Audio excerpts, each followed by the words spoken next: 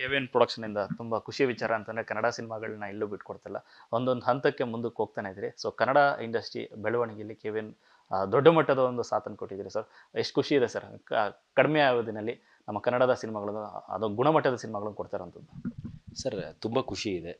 At the end of the day ನಾವಿರೋದು ಕನ್ನಡದಲ್ಲಿ. ನಾವೇನೇ ಮಾಡಿದ್ರು ಇಲ್ಲಿಂದಾನೆ. ಈಗ ನಮ್ಮ ಹೆಡ್ ಆಫೀಸ್ ಬಂದರೆ ಎಲ್ಲಿರುತ್ತೆ, ನಾವು ಕನ್ನಡದ ನಾವೆಲ್ಲಿ ಸಿಗ್ತೀವಿ, ಬ್ಯಾಂಗ್ಳೂರಲ್ಲೇ ಸಿಗ್ತೀವಿ. So we are very happy sir. ಈ ಬೆಳವಣಿಗೆಗೆ ಇಂಡಸ್ಟ್ರಿನೂ ಸಹ ಕಾರಣ.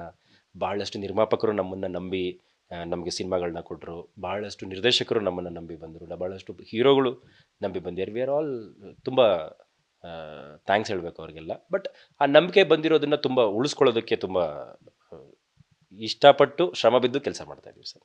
100 ಅಟ್ ದ ಮೇನ್ ಇನ್ನೊಂದೇನು ಅಂತಂದರೆ ನಮ್ಮ ಫೌಂಡರ್, ನಮ್ಮ ಬಾಸ್ ಆದಂಥ ವೆಂಕಟ್ ಸರ್ ಆಗಲಿ, ಅವರು ಅಷ್ಟೇ ತುಂಬ ಟೈಮ್ ಕೊಡ್ತಾರೆ. ಕತೆ ಕೇಳೋದ್ರಲ್ಲಾಗಲಿ, ಸಾಂಗಲ್ಲಿ ಕೇಳೋದ್ರಲ್ಲಾಗಲಿ, ಅವರೆಷ್ಟೇ ಬ್ಯುಸಿ ಇದ್ರೂ ಸಹ ಹಿ make sure without his knowledge nothing goes out.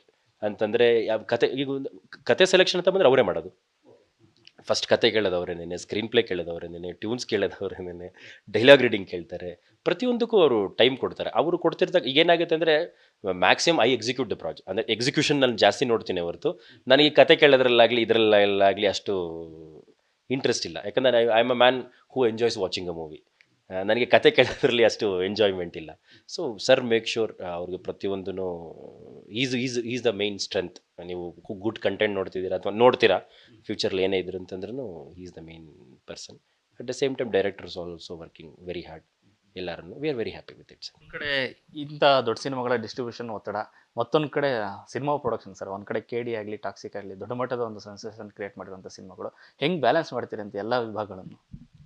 Sir ನಮಗೂ ಸಿನಿಮಾ ಬಿಟ್ಟು ಬೇರೆ ಏನೂ ಕೆಲಸ ಇಲ್ಲ ಸರ್. ಬೆಳಗ್ಗೆ ಎದ್ದರೆ ಸಿನಿಮಾನೇ, ರಾತ್ರಿ ಮಲಗೋದಕ್ಕಿಂತ ಮುಂಚೆನೂ ಸಿನಿಮಾನೇ. ಎಲ್ಲರೂ ಎಲ್ಲದಕ್ಕೂ ಅದೇ ಆದಂಥ ಟೀಮ್ ಇದೆ, ಅವರು ನೋಡ್ತಿದ್ದಾರೆ. ಎಲ್ಲರೂ ಇನ್ವಾಲ್ವ್ ಆಗಿ ವಿ ಆರ್ ಗೋಯಿಂಗ್. ಅಂದರೆ ಎಲ್ಲ ಒಂದು ಟೀಮ್ ಆಗಿ. ಈಗ ಹೇಳಬೇಕು ಅಂದರೆ ತೆಲುಗು, ತಮಿಳ್ ನಮ್ಮ ಲೋಹಿತ್ ಅವರು ನೋಡ್ಕೋತಾರೆ. ಕನ್ನಡ, ಹಿಂದಿ, ಮಲಯಾಳಂ ನಾನು ನೋಡ್ಕೋತಾ ಇರ್ತೀವಿ. ಮ್ಯೂಚುಲಿ ನನಗೇನ ಕೆಲಸ ಇದ್ದರೆ ಅವರು ಹೆಲ್ಪ್ ಮಾಡ್ತಾರೆ. ಅವ್ರು ನಮ್ಮಿಂದ ಏನಿದ್ರೆ ಅವ್ರು ಮಾಡ್ತಾರೆ. It's all understanding sir. ಆಮೇಲೆ ಬಹಳಷ್ಟು ಸ್ನೇಹಿತರಿದ್ದಾರೆ who help us in balancing all these things. Going on sir. ಆ ಥರ ಏನು ಹೆಕ್ಟಿಕ್ ಹೆಡ್ಏಕ್ ಅನ್ನೋದು ಏನು ಇಲ್ಲ. Going on sir, going on in a nice good way. Social ಮೀಡಿಯಾದಲ್ಲಿ ಮತ್ತು ಎಕ್ಸ್ ಅಕೌಂಟ್ನಲ್ಲಿ ಟ್ಯಾಗ್ ಮಾಡಿ ಕೇಳ್ತಾರೆ ಅಂತ ರೀಸೆಂಟಾಗಿ ತುಂಬ ದೊಡ್ಡ ಪ್ರಶ್ನೆ ಅದೊಂದೇ. ಜನರು 8ಗೆ ಯಶ್ ಅವ್ರು ಬರ್ತಡೆ. ಸೊ ಅವತ್ತು ಟಾಕ್ಸಿಕ್ ಸಿನಿಮಾದನ್ನು ಫಸ್ಟ್ ಲುಕ್ ಏನಾದ್ರು ಬಿಡ್ತಾರಾ ಇಲ್ವಾ, ಅಥವಾ ಏನಾದ್ರು ಗ್ಲಿಮ್ಸಸ್ ಬಿಡ್ತಾರಾ ಅಂತ? ನಿಮಗೆ ಯಶ್ ಸರ್ ಬಗ್ಗೆ ತುಂಬ ಚೆನ್ನಾಗಿ ಗೊತ್ತು, ಹೌದಾ? ಕರೆಕ್ಟ್ ಅಲ್ವಾ? ಅವ್ರು ಏನೇ ಮಾಡಿದ್ರು ತಲೆಯಲ್ಲಿ ಇಟ್ಕೊಂಡು ಮಾಡಿರ್ತಾರೆ. ಈಗ ಶೂಟಿಂಗ್ ಇನ್ನೇನು ಶೂಟಿಂಗ್ ನಡೀತಾ ಇದೆ, ಕಂಟಿನ್ಯೂಸ್ ಬ್ಯಾಕ್ ಟು ಬ್ಯಾಕ್ ಮಾಡ್ತಿದ್ದಾರೆ. If there is anything officially ಅವ್ರು ನಿಮಗೆ ಟಾಕ್ಸಿಕ್ ಸಿನಿಮಾ ಬಗ್ಗೆ ಏನೇ ಅಫಿಷಿಯಲ್ ಆಗಿದ್ರು ಅದು ಡೈರೆಕ್ಟ್ ಯಶ್ ಸರಿಂದನೇ ಬರುತ್ತೆ ನಮಗೆ. 100. ತಳಪತಿ 16 ಶೂಟಿಂಗ್ ನಡೀತಿದೆ ಸರ್. ಅದು ಸಹ ಶೂಟಿಂಗ್ ಇಸ್ ಗೋಯಿಂಗ್ ಆನ್. ಅದು ಇನ್ನೇನು 2025 ಆಲ್ರೆಡಿ ಅದರಲ್ಲಿ ಪೋಸ್ಟಲ್ಲಿ ನೋಡಿದ್ದೀರಾ ಯಾವಾಗ ಬರ್ತಿದೆ ಅನ್ನೋದು ಸಿನಿಮಾ. Going on well. ಆ ಟೈಮ್ಗೆ ಕರೆಕ್ಟಾಗಿ ಬರುತ್ತೆ ಸರ್ ಸಿನಿಮಾ. ಟಾಕ್ಸಿಕ್ ಹೇಳ್ತಾರೆ ಮುಂಬೈನಲ್ಲಿ ತುಂಬ ಅತಿ ದೊಡ್ಡ ಶೆಡ್ಯೂಲನ್ನು ಮುಗಿಸ್ಕೊಂಡು ಬಂದಿದ್ದಾರೆ. ಸೊ ಹೇಗಿತ್ತು ಸರ್ ಶೂಟಿಂಗ್? ನೀವೇನಾದ್ರು ಹೋಗಿದ್ರಾ? ಸೆಟ್ ಗಿಟ್ ಎಲ್ಲ ಕೆಲಸಗಳು ಒಂದಷ್ಟು ನೋಡಿದ್ರಾ ಅಂತ? ಏನೇ ಇದ್ರು ಅದು ಯಶ್ ಸರ್ ಹೇಳ್ತಾರೆ ಸರ್ ಅದ್ರ ಬಗ್ಗೆ 100%. ಚೆನ್ನಾಗಿ ನಡೀತಿದೆ. That is what. ತುಂಬ ಚೆನ್ನಾಗಿ ನೋಡ್ತಿದೆ ಆ ಸಿನಿಮಾದ ಒಂದೊಂದು ಅಪ್ಡೇಟನ್ನು ಅವ್ರೇನಾದ್ರು ಬಿಟ್ಟರೆ ತುಂಬ ದೊಡ್ಡದಾಗಿರುತ್ತೆ.